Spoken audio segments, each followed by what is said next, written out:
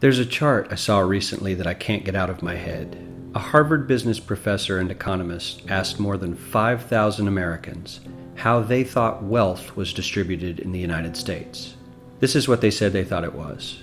Dividing the country into 5 rough groups of the top, bottom, and middle 3 20% groups, they asked people how they thought the wealth in this country was divided. Then he asked them what they thought was the ideal distribution.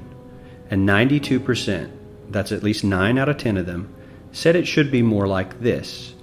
In other words, more equitable than they think it is. Now that fact is telling, admittedly, the notion that most Americans know that the system is already skewed unfairly. But what's most interesting to me is the reality compared to our perception. The ideal is as far removed from our perception of reality as the actual distribution is from what we think exists in this country. So ignore the ideal for a moment. Here's what we think it is again. And here is the actual distribution. Shockingly skewed.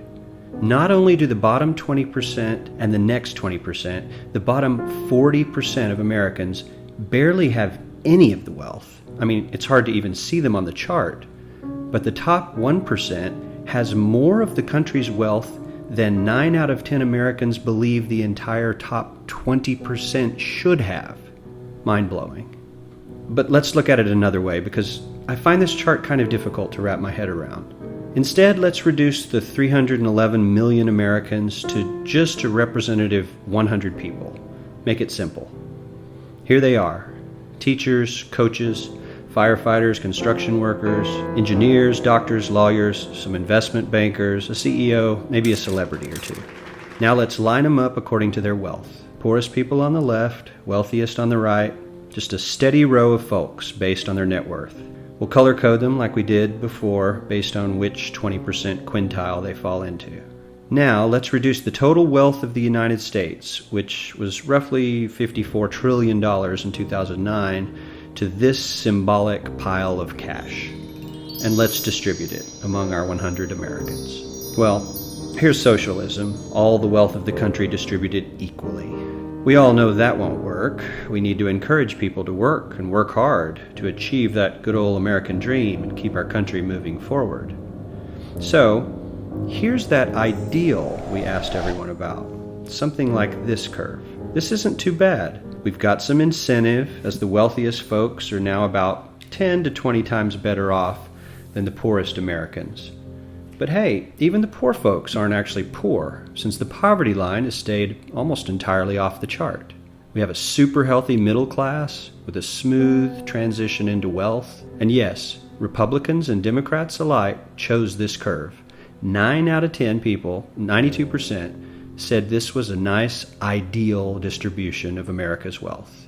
But let's move on. This is what people think America's wealth distribution actually looks like. Not as equitable, clearly, but for me, even this still looks pretty great. Yes, the poorest 20 to 30% are starting to suffer quite a lot compared to the ideal, and the middle class is certainly struggling more than they were, while the rich and wealthy are making roughly 100 times that of the poorest Americans, and about 10 times that of the still healthy middle class. Sadly, this isn't even close to the reality. Here is the actual distribution of wealth in America. The poorest Americans don't even register. They're down to pocket change, and the middle class is barely distinguishable from the poor.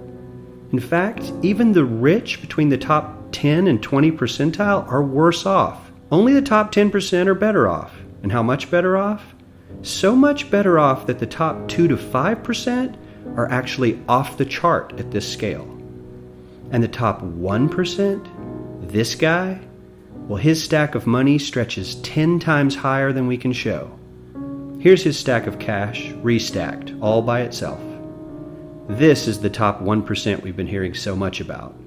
So much green in his pockets that I have to give him a whole new column of his own, because he won't fit on my chart. 1% of America has 40% of all the nation's wealth. The bottom 80%, 8 out of every 10 people, or 80 out of these 100, only has 7% between them. And this has only gotten worse in the last 20 to 30 years. While the richest 1% take home almost a quarter of the national income today, in 1976 they took home only 9%, meaning their share of income has nearly tripled in the last 30 years. The top 1% own half the country's stocks, bonds, and mutual funds.